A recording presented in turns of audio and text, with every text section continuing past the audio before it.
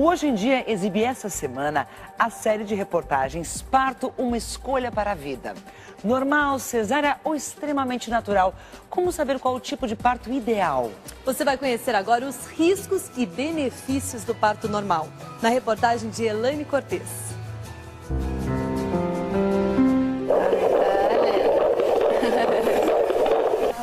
Que legal! Que bacana! Preenchi?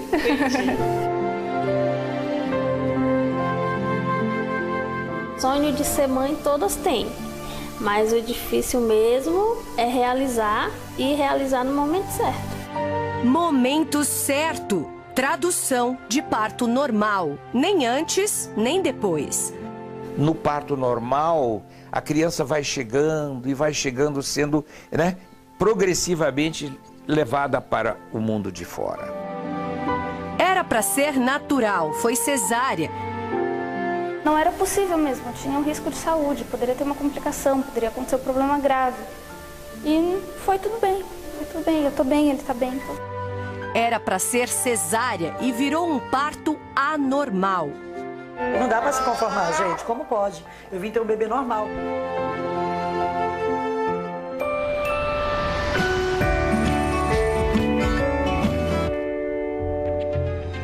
A natureza sempre surpreende. Ninguém sabe a data, a hora, nem o lugar. Quando o corpo da mulher está pronto, este é o dia. Comprovadamente, o parto normal é o que apresenta menor risco de infecção, hemorragia e prematuridade do bebê. Quando há dor, existe alívio, com avançadas opções de analgesia. Hormônios como prolactina e ocitocina são produzidos durante o trabalho de parto. São eles que estabelecem com maior intensidade o vínculo afetivo entre mãe e criança nos primeiros minutos de vida. O parto normal facilita também a produção do leite materno, essencial para a saúde do bebê, porque imuniza contra uma série de doenças. Cheguei no hospital em menos de meia hora. Eu consegui ter o parto praticamente sozinha, o médico só segurou.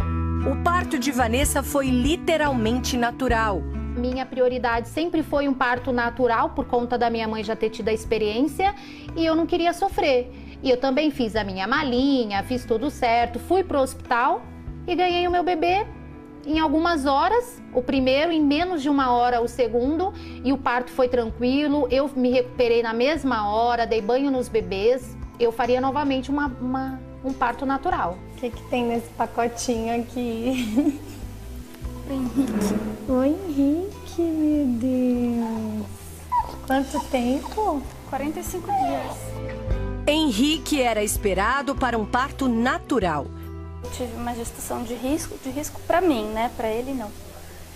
E aí eu tive que ser encaminhada para o hospital, aí a gente deu início a um parto normal com indução, mas teve que ir para cesárea depois de 12 horas de parto. Se tudo for bem, vai ser um parto normal, mas algumas vezes não vai bem. E aí algum procedimento médico vai ajudar a garantir o bem-estar fetal. Um outro fator que costuma ser citado entre as mulheres que declaram preferir a intervenção cirúrgica para o nascimento do bebê é o medo da dor. O limite de dor das brasileiras é comprovadamente menor do que de muitas mulheres do mundo. Na Alemanha, por exemplo, o índice de cesáreas é de 11%. Mas vai ter algumas pacientes que vão querer cesárea porque ela vai falar, mas eu tô com dor, me dá um anestesista. O país dá anestesista para todos os partos? Não. Na Alemanha as pacientes não querem anestesia. Elas aguentam 36, 40 horas de trabalho de parto sem anestesia. Uma brasileira aguenta isso achando que está sendo bem cuidada? Não. Geralmente quando você vai em sistema público, principalmente, você não é bem atendida, assim, acolhida. Você é só mais uma, então tem uma certa urgência em você ter o parto e adiantar as coisas. Então, disso que eu tenho medo, de não respeitar o processo natural. E esse processo, muitas vezes, só acontece com a ajuda de instrumentos. Tem horas que eu vou ter que indicar a anestesia, tem horas que eu vou indicar a cesárea, tem horas que eu posso até indicar Meu Deus, vou falar de um monstro sagrado, o fórceps, para salvar uma vida. Procedimentos que salvam, muitas vezes rotulados como violência obstétrica. Tem horas que eu vou precisar, sim, fazer episiotomia, porque eu estou vendo que aquele músculo não está suportando.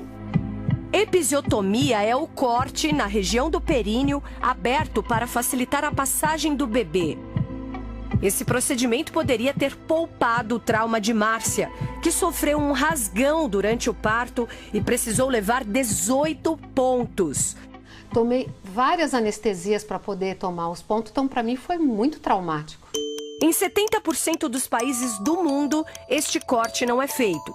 No Brasil, muitas mulheres temem que esse corte torne a musculatura mais flácida após o parto e comprometa a vida sexual, ou que a bexiga fique mais baixa e provoque uma enurese, que é a perda involuntária de urina, além da suposta dor que essa abertura traria. A incidência de complicações, ela existe fazendo ou não fazendo epísio numa pequena porcentagem. A episiotomia hoje, no mundo inteiro, ela é considerada necessária em cerca de 30% da gestância.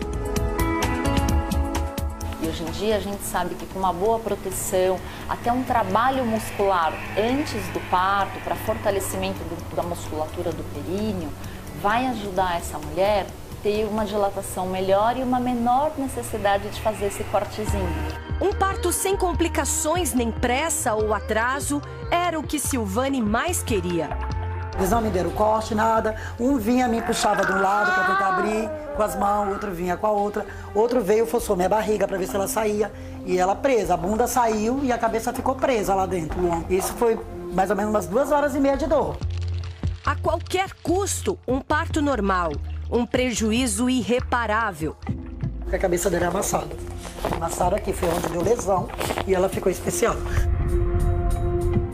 Vitória só saiu do hospital com quase 1 ano de idade. Era pra estar aqui agora, tomando sopinha pela boca, nascendo dentinho, engateando, tirando as coisinhas do lugar. Entre as sequelas, uma lesão neurológica além de pulmão e aparelho digestivo comprometidos. A bolsa de Silvane rompeu no 7º mês de gestação. Em 3 dias de internação neste hospital, na zona sul de São Paulo, foi confirmada pelo exame de ultrassonografia a necessidade de uma cesárea. Vitória estava sentada. Existem algumas intercorrências que são comuns no parto pélvico, né? Que uma delas chama-se cabeça derradeira, e que o corpo é expulso, né? Sai o corpo na hora do parto e às vezes a cabeça tem dificuldade para sair. Isso é uma intercorrência típica de um parto pélvico. A família espera que a justiça indenize os danos pela falta de um centro cirúrgico. No prontuário, o médico chegou a declarar que não havia sala disponível no centro obstétrico por falta de vagas. Não tem condições, né? Você precisa de um anestesista, você precisa de um pediatra, você necessita de condições de asepsia, de antissepsia, né, para prevenção de infecções. O ideal não é um parto prematuro pélvico nascer de parto normal, e sim de parto cesariana. Só que o Estado, o hospital, tem que dar condições para que o médico possa trabalhar e possa ter esse local ideal para assistir o paciente. O caso está sendo investigado.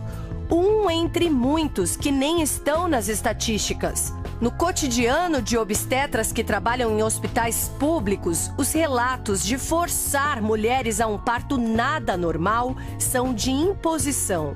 A maior parte delas pediam para a gente, por favor, eu quero uma cesárea. Muitas das pacientes chegam até mim aqui no consultório desesperadas de medo de não poderem ter a cesárea. No Conselho Regional de Medicina, as denúncias são graves. Aqui no Conselho, a gente vê muito mais processo em parto normal do que cesárea. Ou porque passou da hora quando foi indicada a cesárea, já estava um sofrimento grande, ou por ter deixado de fazer a cesárea e numa aplicação do fórceps ou do neném vier ter um problema. Uma das intercorrências mais comuns é o prolongamento do trabalho de parto e o bloqueio da criança num determinado ponto da passagem. e isso pode gerar uma queda da oxigenação do cérebro, levando a algumas sequelas. E essa criança pode nascer com problemas, às vezes pequenos. Dificuldade no aprendizado, por exemplo, crianças irritadiças ou mesmo com paralisias cerebrais. Por isso é tão importante o papel de orientação do médico. O conceito de parto normal, parto vaginal, parto cesáreo, ou seja, dar harmonia ao momento do nascimento, você faz um parto bom, principalmente, aí sim, um nascimento bom.